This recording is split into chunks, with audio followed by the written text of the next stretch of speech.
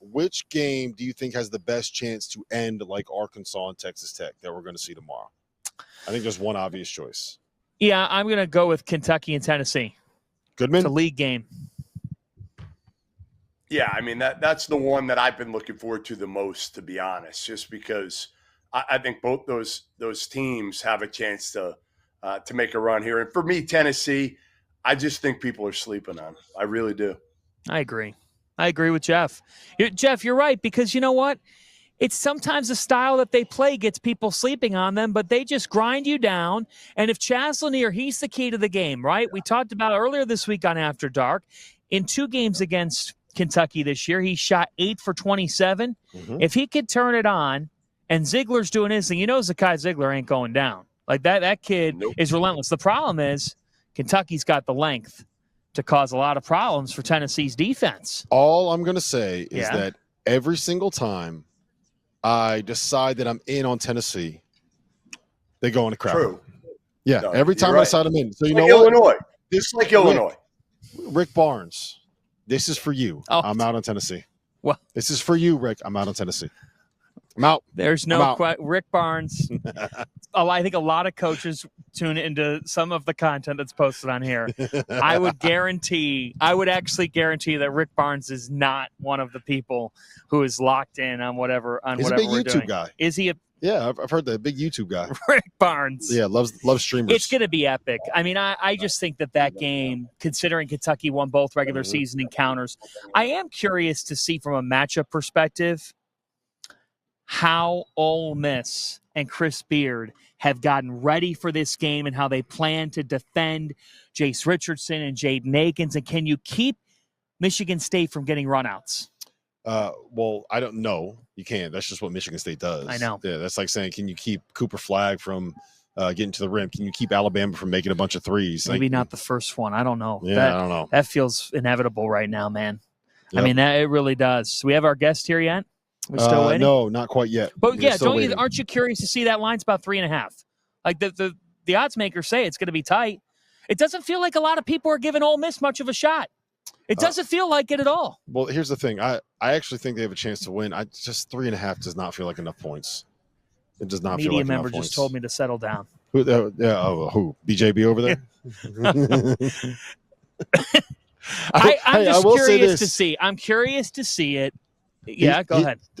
Jeff Borzello, he's got a little silver fox going on over here. Oh, my gosh.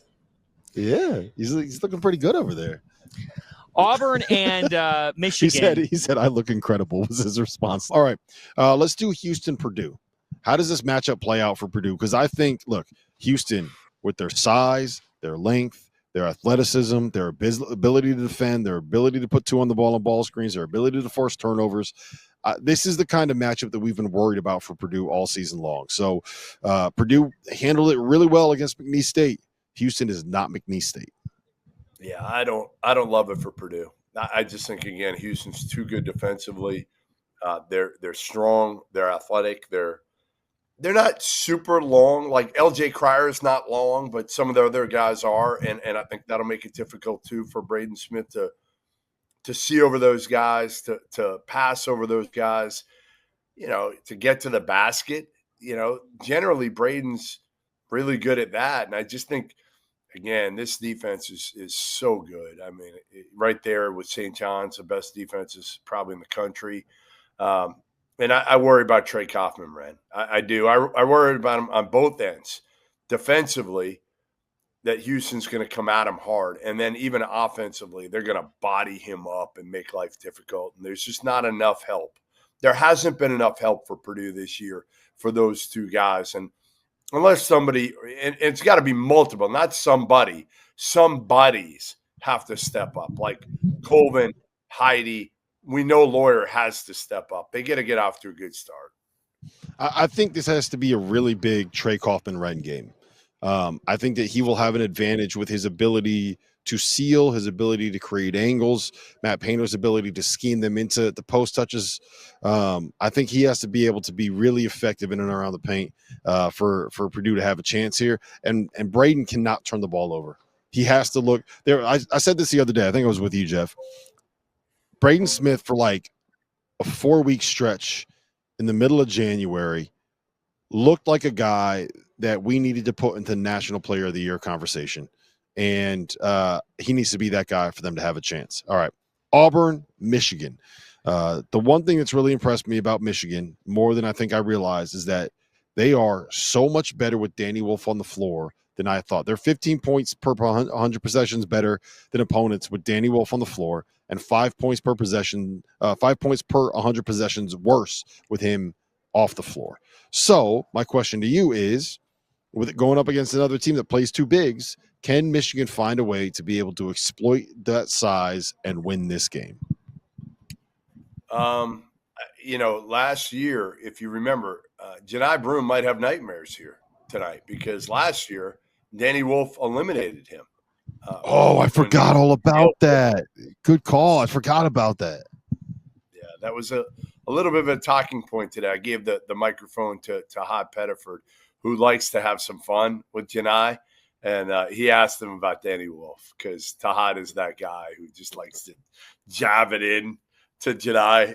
It's pretty fun. They do have two bigs. And I would say this. I actually think that's where Michigan needs to win that battle, right? Because as good as Dylan Cardwell is, the Golden Danny Wolf 4-5 combo is as good. I talked to Bruce Pearl about it. They're the best 4-5 probably do on the entire country.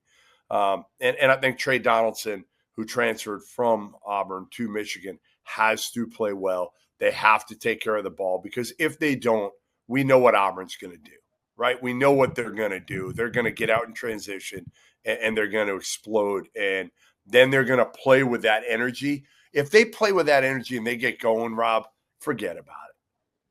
Yeah. I think it's a big Chad Baker-Mazara game, right? Because I think he's going to be able for a while. I actually talked to him today from the locker room for a while, and he said to me, he's like, I know I can't do last year what I did getting kicked out of that game, the loss to Yale. I cannot put my team in that situation. I think we're going to see a little bit of a mature Chad Baker-Mazara